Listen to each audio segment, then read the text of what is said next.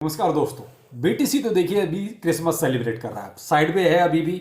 और दोपहर में भी जब मैंने वीडियो था उस टाइम भी ये साइड वे ही था। लेकिन एक नया प्रोजेक्ट जो अभी आके तहलका काफी मचा चुका है, बाइनेंस पर भी लिस्ट हो चुका है, पेंगू। क्या इसमें आगे और कुछ दम है या मामला इसका यहाँ सेटल हो गया है? अभी बहुत सारे ऐसे एक्सचेंजेस जहां पर ये लिस्ट होने वाला है, तो क्या एक अच्छा बूम आएगा? क्योंकि अभी आपको बहुत सारे वॉलेट्स में जो भी सोलाना के वॉलेट्स थे उनमें ये फ्री ऑफ कॉस्ट भी मिला, जबकि कोई एयर ड्रॉप वाला ऐसा सीन था ही नहीं कि कहीं ज्वाइन करना था। केवल आपके पास अगर वॉलेट था तो भी आपको मिला था।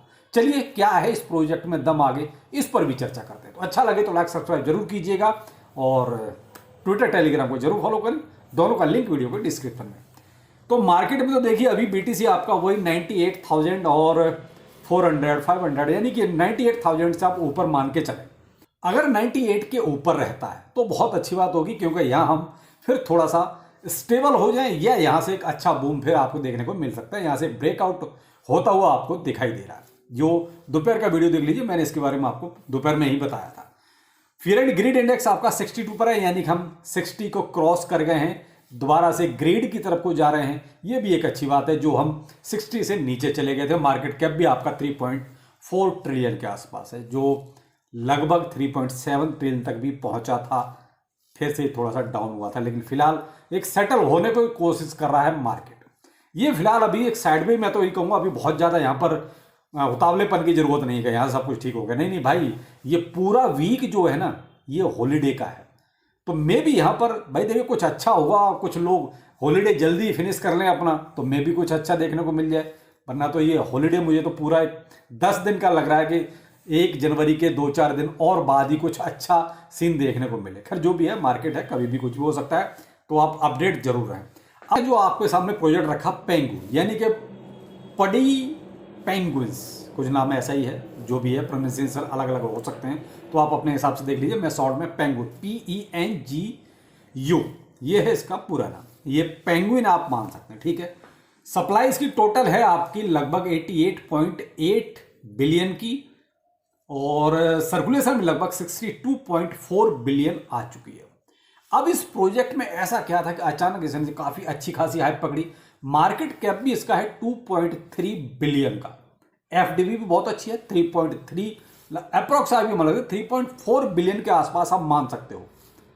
इतनी अच्छी एफडीबी, इतना अच्छा मार्केट कैप, प्रोजेक्ट में क्या है? कुछ नहीं। ये कहोगे प्रोजेक्ट में ऐसा ज्यादा कुछ है, ऐसा कुछ भी नहीं है। कोई को बहुत बड़ा कोई यूज केस है, फंडामेंटली बहुत स्ट्रांग है, कुछ नहीं। फंडामेंटली स्ट्रांग है मनी के मामले में, पैसा बहुत जबरदस्त है इस प्रोजेक्ट में। इसी वजह से इसने रातों रात हाइप पकड़ी, और बाइनेंस ने भी इसको हाथों हाथ लिस्ट भी कर दिया। अब 2 एक्सचेंज बचते हैं, कॉइनबेस और अपबिट। ये अपबिट एक्सचेंज क्यों ज्यादा सामने आता है? क्योंकि पंप डंप भी यहां पर बहुत होता है और स्कैम भी बहुत होता है, क्योंकि कोरियन एक्सचेंज है ये। तो आप दोनों चीज में इसको महारत हासिल है। पंप डंप भी अच्छा किसी भी प्रोजेक्ट को कर देता है, और हैक भी बहुत अच्छी तरीके से कर लेता है। अब इन दोनों एक्सचेंज पर अगर आता है तो इसमें एक अच्छी हाइप और भी देखने को मिल सकती है। अप्रोक्स आप मान सकते हैं कि 55 एक्सचेंज पर ये लिस्ट हो चुका है, क्योंकि बाइनेंस ने जैसे लिस्ट किया, इसमें एक अच्छी लिस्टिंग की बाहर आई। फिलहाल थोड़ा सा भी शांति है। अब अगर कॉइनबेस और अपबिट का जैसे मैंने नाम दिया यहां पर लिस्ट होता है, तो एक आपको एक रैली थोड़ी सी और देखने को मिल सकती है। लेकिन फिलहाल यहां इसमें जो बड़ी बात है वो ये है कि इसमें बड़े बड़े लोग एंट्री मार रहे हैं। अभी आज के दिन में आप अगर देखें तो बड़ी एंट्री लगभग 15 मिलियन के आसपास, 15 मिलियन डॉलर्स के आसपास का पेंगू खरीदा गया। तो एक ही वॉलेट ने खरीद डाला। तो अगर देखा जाए जैसे पेपे का हाल है, यानी पेपे में भी जैसे बड़े बड़े लोग एंट्री मारते हैं, वो आते इसीलिए कि प्रॉफिट लिया निकल गए। तो ऐसे प्रोजेक्टों में यही होता है भाई। देखिए, आते हैं लोग बड़े बड़े अमाउंट के साथ और फिर बड़ा बड़ा अमाउंट लेके निकल भी जाते हैं। तो यहाँ सेम सीन कहीं ना कहीं पेपे का और पेंगू का मुझे सेम लगा कि शायद यहाँ कुछ ऐसा ही होगा। क्योंकि या तो ये होता कि ठीक है कोई ब्लॉकचेन का प्रोजेक्ट है, या कोई मेटावर्स का, या एआई का प्रोजेक्ट है, या ऐसा कुछ बहुत बड़ा डेवलपमेंट इसके साथ जुड़ा होता, तो समझ में आता कि चलो ठीक है, शायद ये प्रोजेक्ट में बड़े लोग ठहरेंगे। लेकिन मुझे जो लगता है, जो मेरा अपना ओपिनियन है, कि इस पेंगू में लोग आएंगे जरूर, प्रॉफिट बनाएंगे, निकल जाएंगे, फिर वेट करेंगे, उनके हिसाब से प्राइस आएगा, फिर बाय करेंगे और प्रॉफिट लेंगे ऊपर जाके, फिर निकल जाएंगे। ये हाल रहेगा। अब चूंकि अभी सोलाना ब्लॉकचेन का देखिए हाइप अच्छी खासी थी, तो सोलाना की वजह से ही इसमें एक आप देख सकते हैं इतना जो मुझे लगता है कि पंप आया, क्योंकि सोलाना का प्रोजेक्ट अभी देख रहे थे, मीम कोइन अच्छे खासे पंप करे, तो ये भी एक मीम कोइन में भी आप इसकी गिनती कर सकते हैं। ऑल टाइम हाई जो इसका था वो $0.057 के आसपास बना, यानी कि बस जरा सा ही रह गया सेंट में। फिलहाल 0.037 के आसपास इसका प्राइस चल रहा है।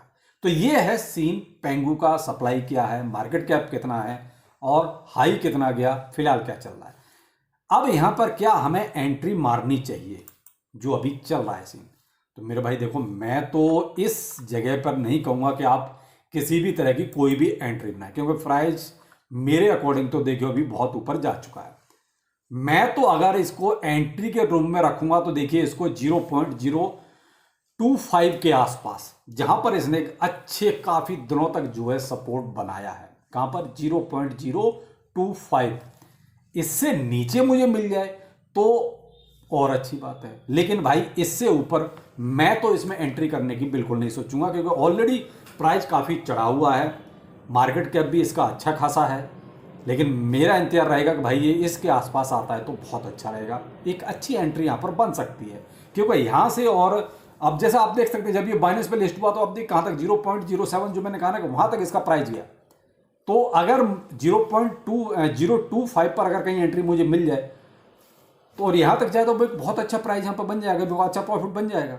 लेकिन भाई मिलनी तो चाहिए। अब ये अगर नीचे आता है तो अभी देखिए रिसेंटली की बात है, बहुत करंट की बात है, थोड़ा सा वेट कीजिए, जल्दीबाजी में देखिए नहीं करना चाहिए। कोशिश वो कीजिए कि प्राइस किसी भी प्रोजेक्ट का आप जहां पर चाहते हैं उसके आसपास कहीं आए। आप मार्केट के अकॉर्डिंग अगर बाय कर लेंगे तो भाई साहब जरूर फंस जाएंगे। क्यों? वो मार्केट का प्राइस है, वो आपका प्राइस नहीं है। आप जहां पर खरीदना चाहते हैं वो चीज नहीं है। आप वेट वहां तक कीजिए कि आपके प्राइस के आसपास तक तो आए, तब आप अपनी एसआईपी शुरू कर दीजिए, वहां पर ज्यादा अच्छा रहेगा। क्यों? आप भी थोड़ा सा देखेंगे अगर चार्ट पे तो आपको ये चीज अंदाजा हो जाती है कि कहां पर मार्केट का या किसी भी प्रोजेक्ट का एक साइड में मूवमेंट ज्यादा रहा है, तो अंदाजा कीजिए कि वहां तक तो इसको एक बार फिर से आना ही चाहिए। मैंने कहा ना कि 0.025 इसके आसपास कहीं आए तो बहुत अच्छा है, और इसके अगर नीचे कहीं भी मिल जाए तो फिर तो सोने पे सुहागा हो जाएगा। तो पेंगू का भाई सिर्फ इसीलिए रखना, बाय करना, प्रॉफिट लेना, बड़े लोगों की तरह बाहर हो जाना, फिर से एंट्री मारने का इंतजार करना, एंट्री करना और फिर प्रॉफिट लेके बाहर हो जाना। सेम चीज मैं पेपे में भी करता हूं।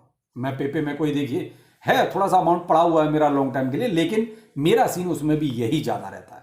तो सेम मैं इसमें पेंगू में इसी के बारे में सोचूंगा, प्रॉफिट के बारे में ज्यादा, लॉन्ग टाइम क्यों नहीं। क्योंकि प्रोजेक्ट ये कहोगे भाई कुछ फंडामेंटल या किसी यूज केस के साथ आया हो तो ठीक है। तो ये केवल इसका एक यूज केस वो जो समझ में आया वो वही है, मनी। ये बहुत सारे अभी देखा आपने, जिसके पास फैंटम वॉलेट था, सोलफ्लेयर था, उनको इन्होंने फ्री ऑफ कॉस्ट भी दिया। आपने वॉलेट कनेक्ट किया होगा, अगर आप एलिजिबल होंगे, इन्होंने अपना क्राइटेरिया रखा होगा कुछ, तो आपको बहुत से लोगों को दिया, किसी को $200 का दिया, किसी को $100 का दिया, सबको पेंगो फ्री ऑफ कॉस्ट दिया। तो इस तरीके से इसने अपनी एक हाइप भी अच्छी खासी क्रिएट कर ली कम्युनिटी के बीच में, कि आपने कहीं कोई पार्टिसिपेशन नहीं किया, केवल अगर आप वॉलेट यूज कर रहे थे, यानी कि फैंटम और सोलफ्लेयर, तो भी आपको इन्होंने आपको एयर ड्रॉप यूं ही दे दिया। तो इस तरह के प्रोजेक्ट कई बार हिट हो जाते हैं। तो भाई इस हिट होने का फायदा जरूर उठाएं, क्योंकि बड़े बड़े लोग इसमें एंट्री मारेंगे तो केवल प्रॉफिट के लिए। देखो ये कोई फाइनेंशियल एडवाइस नहीं है, क्रिप्टो करेंसी है, कभी भी कुछ भी हो सकता है, रिस्क भी पूरा है, रिवार्ड भी पूरा है। तो जो भी स्ट्रेटेजी बनाए वो आप अपनी पॉकेट के अकॉर्डिंग बनाएं। तो चलिए फिर मिलते हैं किसी नए अपडेट के साथ। नमस्कार।